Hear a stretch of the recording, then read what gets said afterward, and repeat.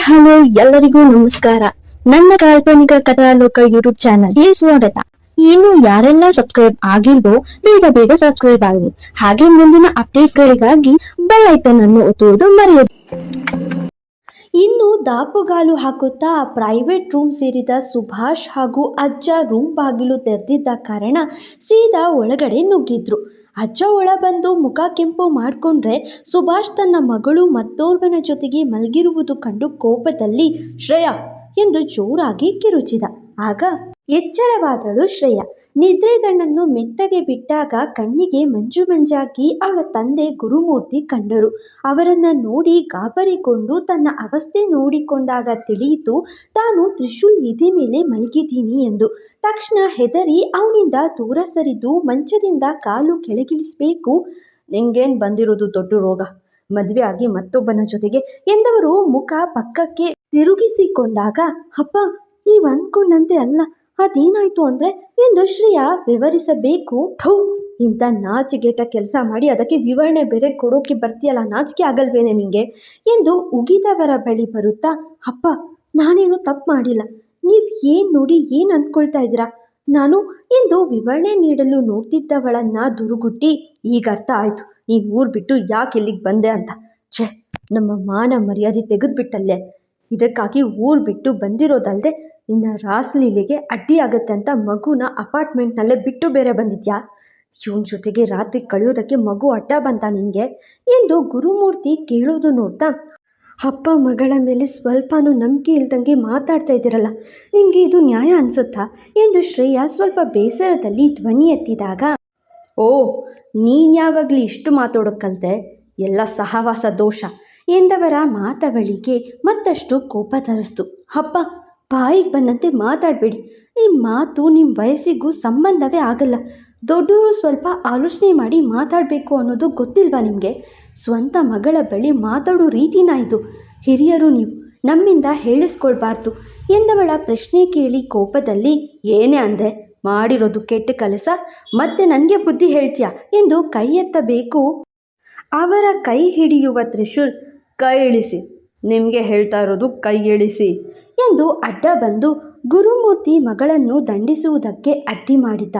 ತ್ರಿಶೂಲ್ ಎಂದು ಅಜ್ಜ ಚಲಪತಿ ಅವನ ಹೆಸರು ಕರೆದು ತಡೆಯಲು ನೋಡಿದಾಗ, ಚಲಪತಿ ನೀವು ಇವರನ್ನು ಇಲ್ಲಿಗೆ ಕರ್ಕೊಂಡು ಬಂದಿದ್ದು ನನಗೊಂದು ಸ್ವಲ್ಪನೂ ಇಷ್ಟ ಆಗಲಿಲ್ಲ. ನನ್ನ ಮೇಲೆ ನಿಮಗೆ ನಂಬಿಕೆ ಇದ್ದಿದ್ರೆ ನೀವಿದನ್ನು ಇಲ್ಲಿ ತನಕ ಬೆಳೆಯೋಕ್ಕೆ ಬಿಡ್ತಾ ಇರಲಿಲ್ಲ. ನನ್ನ ಸಾಕಿ ಸಲಹೆ ಇದೇನಾ ನೀವು ನನ್ನ ಮೇಲಿಟ್ಟಿರೋ ನಂಬಿಕೆ? ನನ್ನ ತಪ್ಪು ದಾರಿ ಹಿಡಿತೀನ? ನಿಮಗೆ ನಿಮ್ಮ ಮೊಮ್ಮಗನ ಮೇಲೆ ನಂಬಿಕೆ ಇಲ್ವಾ? ಒಂದು ಮದುವೆ ಆಗಿರೋ ಹೆಣ್ಣಿನ ಮೇಲೆ ಆಸೆ ಪಡುವಂತನ ನಿಮ್ಮ ಮೊಮ್ಮಗ. ಈ ಆಸೆ ಇದ್ದರೆ ರೋಡಿಗೊಬ್ಬರು ಹೆಂಗಸರು ಸಿಗಲ್ಲ ಅಂತಾರ? ಇವ್ರಿಗೇನು ಅವ್ರ ಹೆಣ್ಮಕ್ಳ ಮೇಲೆ ನಂಬಿಕೆ ಇಲ್ಲ.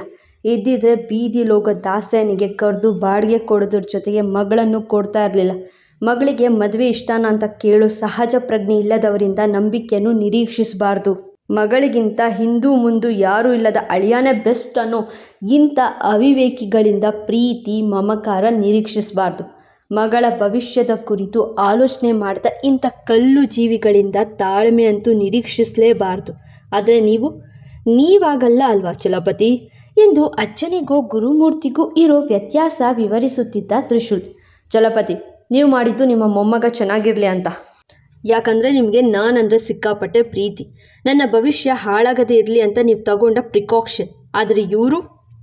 ಆದರೆ ಇವರು ಎನ್ನುತ್ತಾ ಗುರುಮೂರ್ತಿ ಕಡೆ ನೋಡಿ, ಸಿಕ್ಕಿದವನ ಕೈಗೆ ಮಗಳನ್ನು ಕೊಟ್ಟು ಅವಳನ್ನೇ ದೂಷಿಸಿ ಅವಳ ಬದುಕನ್ನೇ ಹಾಳು ಮಾಡಿ ಈಗಲೂ ಅವಳಿಗೇನು ಬೇಕು ಅಂತ ಕೇಳೋ ತಾಳ್ಮೆ ಇಲ್ಲದೆ ಬಂದು ಅವಳನ್ನೇ ಗೂಬೆ ಮಾಡ್ತಿರೋ ಅವಿವೇಕಿ ಎಂದ.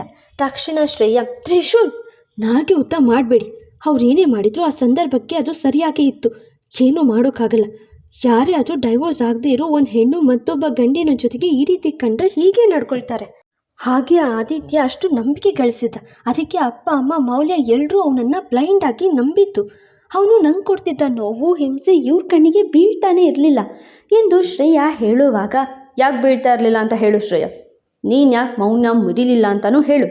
ಈಗಲೂ ಬಾಯ್ಬಿಟ್ಟು ಏನೂ ಹೇಳಿಲ್ಲ ಅಂದರೆ ನೀನೇ ತಪ್ಪು ನಿಂದೆ ತಪ್ಪು ಅಂತ ವಾದ ಮಾಡ್ತಾರೆ ನಿನ್ನ ಅಪ್ಪ ಎಂದವನ ನೋಡಿ ಅಳುತ್ತಾ ನಿಂತಳು ಹೊರತು ಈಗಲೂ ಆ ವಿಡಿಯೋ ಬಗ್ಗೆ ಹೇಳ್ತಾ ಇಲ್ಲ ಅವಳು. ತ್ರಿಶೂಲ್ಗೆ ಕೋಪ ನೆತ್ತಿಗೇರಿತು. ಶ್ರೇಯಾ, ನೀನು ಕಣ್ಣೀರು ಹಾಕಿದ್ರೆ ಆ ಕಣ್ಣೀರು ನೋಡಿ ಕರ್ಗೋಗಿ ಎಲ್ಲರೂ ನಿನ್ನ ಉರಿಸಿಂಗ ಆಗಿರಲ್ಲ. ಯಾಕೆ ನೀನು ಮೌನ ಮುರಿಲಿಲ್ಲ ಅಂತ ಹೇಳು ಎನ್ನುತ್ತಾ ಆವಾಜ್ ಹಾಕಿದ. ಮೊದಲೇ ಅವನು ಉರಿಸಿಂಗ, ಈಗ ಕೇಳಬೇಕಾ? ತ್ರಿಶೂಲ್ ಎಂದು ಆಕೆ ಹೇಳೋಕೆ ಮುಜುಗರ ಪಡುವಾಗ, ಈಗಲೂ ಹೇಳಿಲ್ಲ ಅಂದರೆ ನೀನು ಲೈಫ್ ಲಾಂಗ್ ಹೇಳೋಕ್ಕಾಗಲ್ಲ ಶ್ರೇಯಾ, ಹೇಳು ಎಂದು ಆವಾಜ್ ಹಾಕ್ತಿದ್ದವನ ನೋಡಿ ಹೆದರುವ ಶ್ರೇಯಾ, ತ್ರಿಶೂಲ್ ಎಂದು ಹೇಳೋದಕ್ಕೆ ಪ್ರಯತ್ನ ಮಾಡ್ತಾ, ಹೇಳು, ನೀನು ಯಾಕೆ ಆದಿತ್ಯನ ಮದುವೆ ಆದೆ ಹೇಳು. ನೀನು ಮದುವೆ ಆದಮೇಲೆ ಏನಾದೆ ಹೇಳು. ಅವನು ನಿನಗೆ ಪ್ರತಿ ಕ್ಷಣ ಕೊಟ್ಟ ಚಿತ್ರಹಿಂಸೆ ಎಂಥದ್ದು ಹೇಳು. ಆ ಮಗು ಹೇಗೆ ಹುಟ್ಟಿದ್ದು ಹೇಳು. ನೀನು ಮದುವೆ ಆದಮೇಲೆ ಅನುಭವಿಸಿದ ಎಲ್ಲ ನೋವು ಹೇಳು ಶ್ರೇಯಾ ಎಂದವನ ಮೊಗ ಕೆಂಪಾಗಿತ್ತು. ಅವನ ಕಣ್ಗಳು ಕೂಡ ಕೋಪದಿಂದ ಕೆಂಪಾಗಿದ್ರೂ ನೀರಾವರಿಸಿತ್ತು. ಅಜ್ಜನಿಗೆ ಮೊಮ್ಮಗನ ಭಾವನೆಗಳು ಅರ್ಥ ಆಗ್ತಿತ್ತು. ಅವನ್ಯಾವತ್ತೂ ಇಷ್ಟು ಕೋಪ ಮಾಡಿಕೊಂಡಿಲ್ಲ. ಅವಳೆಷ್ಟು ನೋವು ಅನುಭವಿಸಿರ್ಬೋದೆಂದು ಅಂದಾಜಾಗ್ತಿದ್ರು.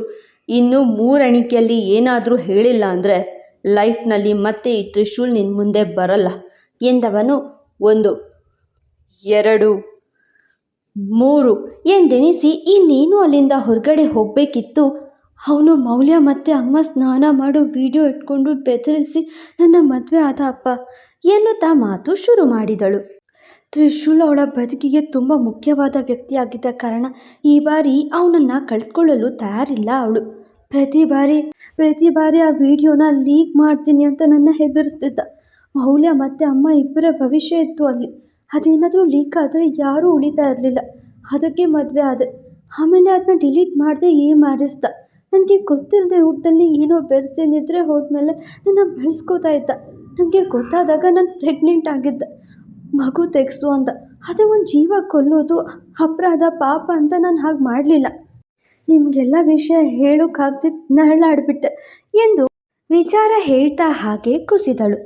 ನಿಮ್ಮೆಲ್ಲರ ಮುಂದೆ ನಾನು ತಪ್ಪಿತಸ್ಥೆ ಆದೆ. ಅವನು ಮಗು ಆದಮೇಲೆ ಯಾಕೆ ಬಿಟ್ಟು ಹೋದ ಅಂತ ನನಗೆ ಗೊತ್ತಿಲ್ಲ. ಆದರೆ ಅವನು ವಾಪಸ್ ಬರಲ್ಲ ಅಂತ ನನಗೆ ಗೊತ್ತಿತ್ತು. ಅವನದೇನೋ ದುರುದ್ದೇಶ ಇಟ್ಕೊಂಡಿದ್ದ. ನನ್ನ ಭವಿಷ್ಯ ಹಾಳು ಮಾಡಬೇಕು ಅಂತಲೇ ಬಂದಿದ್ದ.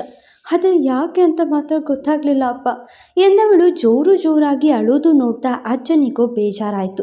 ಶ್ರೇಯಾ ಒಳ್ಳೆ ಹುಡುಗಿ ಅಂತ ಅವರೇ ಮನೆಗೆ ಕೊಟ್ಟಿದ್ದವರು. ಮೊಮ್ಮಗನ ಭವಿಷ್ಯಕ್ಕೆ ಅಡ್ಡಿಯಾದರೆ ಅನ್ನೋ ಭಯದಲ್ಲಿ ಕೆಲ ದಿನ ಕೆಟ್ಟವರಾಗಿದ್ದರು. ಆದರೆ ಅವಳ ಬದುಕಿನ ಕತೆ ಕೇಳಿದ ಮೇಲೆ ಅವಳ ಬದುಕಲ್ಲಿ ನಾನು ನೋಯಿಸ್ಬಿಟ್ನಾ ಎನ್ನುವಂತೆ ನೊಂದುಕೊಂಡ್ರು. ಹೇಳಿ, ಇದರಲ್ಲಿ ನಿಮ್ಮ ಮಗಳ ತಪ್ಪಿದ್ಯಾ ಅಪ್ಪ ಎಂದು ಶ್ರೇಯಾ ಗುರುಮೂರ್ತಿ ಕಡೆಗೆ ನೋಡಲು ಅವರ ಕಣ್ಗಳು ತುಂಬಿತ್ತು. ಇಲ್ಲಿ ಬಂದ ಯಾವ ಗಂಡಸರನ್ನು ನೋಡಿದ್ರೆ ಭಯ ಆಗೋದು, ಏನು ಮಾಡೋಕ್ಕೂ ಹೆದರಿಕೆ ಆಗೋದು. ಕೆಲ ಘಟನೆಯಿಂದ ಸಾಯೋಕ್ಕೂ ಹೋಗಿದ್ದೆ ನಾನು. ಆದರೆ ನನ್ನ ಬದುಕಿಸಿದ್ದು ತ್ರಿಶೂಲ್ ಭೂಷಣ್. ನನಗೂ ಒಂದು ಲೈಫ್ ಇದೆ, ನನ್ನ ಮಗನಿಗೂ ಒಂದು ಬದುಕಿದೆ.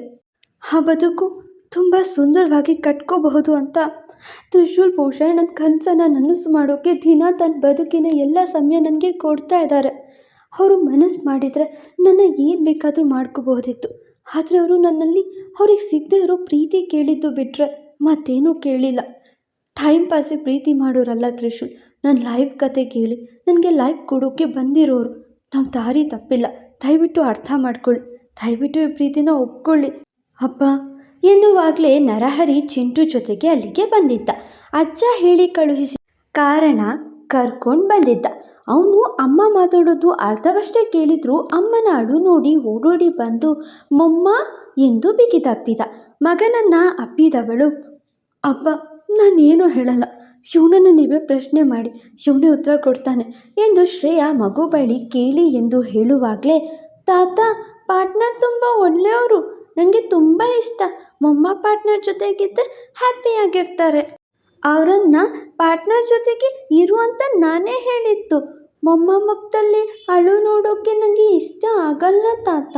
ಅವರು ಯಾವಾಗಲೂ ಹ್ಯಾಪಿಯಾಗಿರಬೇಕು, ಅದಕ್ಕೆ ಪಾರ್ಟ್ನರ್ ಜೊತೆಗೆ ಇರಬೇಕು ಎಂದ. ಇಷ್ಟು ಸಾಕಿತ್ತು ಅಲ್ಲಿದ್ದ ಹಿರಿಯರಿಗೆ ತ್ರಿಶೂಲ್ ಬಗ್ಗೆ, ಶ್ರೇಯಾ ಭಾವನೆಗಳ ಬಗ್ಗೆ ತಿಳಿಯೋಕೆ. ಅಷ್ಟು ಹೇಳಿ, ಮೊಮ್ಮ ಪಾರ್ಟ್ನರಲ್ಲಿ ಎಂದ. ನರಹರಿ ಚಿಕ್ಕ ಯಜಮಾನ್ರು ಈಚೆ ನಿಂತಿದ್ರು ನಾವು ಬರೋವಾಗ ಎಂದ. ನನ್ನ ಪಾರ್ಟ್ನರ್ನ ಕರ್ಕೊಂಡು ಬರ್ತೀನಿ, ನೀವು ಆಗ ಅಳೋದು ನಿಲ್ಲಿಸ್ತೀರಾ ಎಂದು ಹೊರ ನಡೆದ. ಮುಂದೆ ಹಾಗಾದರೆ ಈಗಲಾದರೂ ಸುಭಾಷ್ ಮತ್ತು ಅಜ್ಜ ಇಬ್ಬರೂ ಸೇರಿ ಶ್ರೇಯಾ ಮತ್ತು ಉರಿಸಿಂಗನ ಪ್ರೀತಿಗೆ ಅಸ್ತು ಅಂತಾರಾ? ಆ ಆದಿತ್ಯನಿಗೆ ನಿಜವಾಗ್ಲೂ ಒಂದು ಗತಿ ಕಾಣಿಸ್ತಾರಾ? ನೋಡೋಣ. ಮತ್ತೆ ಸಿಗುವ. ಮತ್ತು ನನ್ನ ವಾಯ್ಸ್ನ ಮಿಸ್ ಮಾಡಿಕೊಂಡು ವಾಯ್ಸ್ ಕೊಡಿ ಅಂತ ಕೇಳಿದ ಪ್ರತಿಯೊಬ್ಬ ಎನರ್ಜಿ ಬೂಸ್ಟರ್ಸ್ಗೂ ತುಂಬ ತುಂಬ ತುಂಬ ಥ್ಯಾಂಕ್ಸ್. ತುಂಬ ದೊಡ್ಡ ಸಮಸ್ಯೆಗೆ ಸಿಕ್ಕಾಕೊಂಡಿದ್ದೆ. ನನಗೆ ವಾಯ್ಸ್ ಕೊಡೋಕ್ಕಾಗಲಿ ಕತೆ ಹಾಕೋಕ್ಕಾಗಲಿ ಈ ನೆಮ್ಮದಿನೇ ಇರಲಿಲ್ಲ. ಬಟ್ ಸ್ಟಿಲ್ ಇನ್ನೂ ಒಮ್ಮೆ ಟ್ರೈ ಮಾಡೋಣ ಅಂತ ರಿಲೀಫ್ ಆಗೋಕ್ಕೆ ಮತ್ತೆ ವಾಯ್ಸ್ ಕೊಟ್ಟು ಮತ್ತೆ ಕತೆ ಹಾಕೋಕ್ಕೆ ಶುರು ಮಾಡಿದ್ದೀನಿ. ನಿಮ್ಮೆಲ್ಲರ ಎನರ್ಜಿ ಫಾಲೋ ಮಾಡಿ ಕಾಲ್ಪನಿಕ ಕಥಾಲೋಕ. ಮತ್ತೆ ಸಿಗುವ.